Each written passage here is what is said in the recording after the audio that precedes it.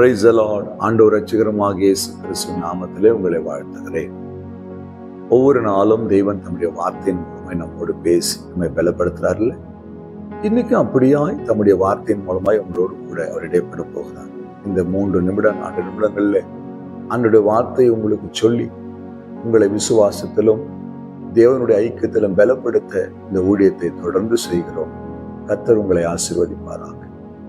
ஏசாயா 40 அதிகாரம் 27 யாக்கோப்பே, இஸ்ரவேலே, என் வழி கர்த்தருக்கு மறைவாயிற்று என்றும் என் நியாயம் என் தேவனிடத்தில் எட்டாமல் போகிறது என்றும் நீ சொல்வானேன்.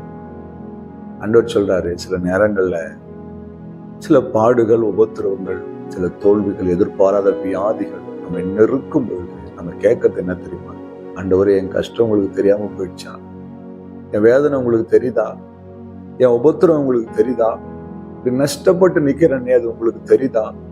என் குடும்பத்துல தினம் தினம் ஒரு போராட்டத்தை சந்தித்து கொண்டிருக்கிறேனே, உங்களுக்கு தெரியுதா? என் நியாயங்கள் உங்ககிட்ட வந்து சேர்ந்துச்சா? நான் படுற கஷ்டம் உங்களுக்கு தெரியுதான்னு அங்கலாய்க்கிறோம், வேதனைப்படுகிறோம், புலம்புகிறோம், சோர்ந்து போகிறோம்.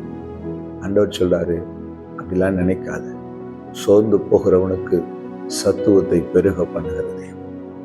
சோர்ந்து போய் கிடக்கிற நம்மை பலப்படுத்தி எழும்பி கழுகுகளைப் போல சட்டைகள் அடித்து பறக்க வைக்கிற ஒரு தேவன்.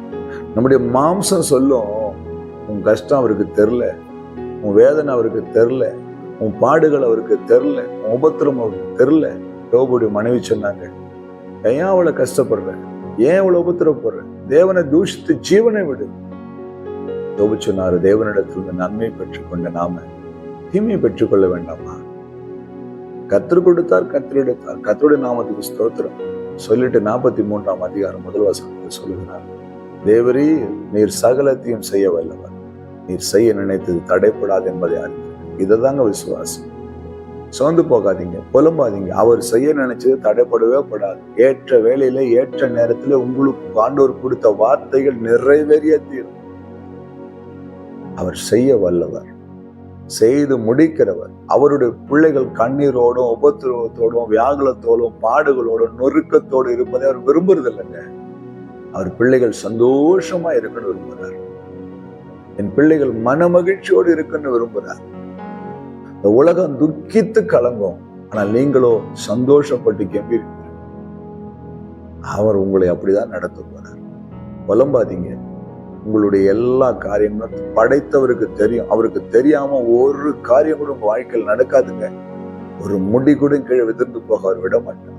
ஒரு சித்தம் ஒப்பு கொடுங்க.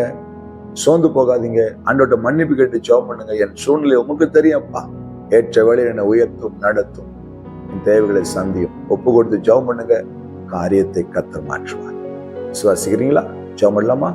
அன்பும் இரக்கமுள்ள ஆண்டவரே, ஆண்டவரே, யாக்கோப்பே, நியாயம் உங்களிடத்துல வரல, சலித்து போனாய். ஒருவேளை ஆண்டவர் ஏன் எங்களை இப்படி சோதிக்கிறார் என்று சொல்லி சலித்து போய், மனம் சலித்து போய், உடைந்து போய் இருக்கிற பிள்ளைகளை இந்த வார்த்தை போய் பலப்படுத்தி உற்சாகப்படுத்திட்டு ஏசப்பா அப்படி செய்யும்படியாய் ஜெபிக்கிறேன். இயேசு கிறிஸ்துவின் நாமத்தில் பிதாவே, ஆமென். அல்லேலூயா. God bless you.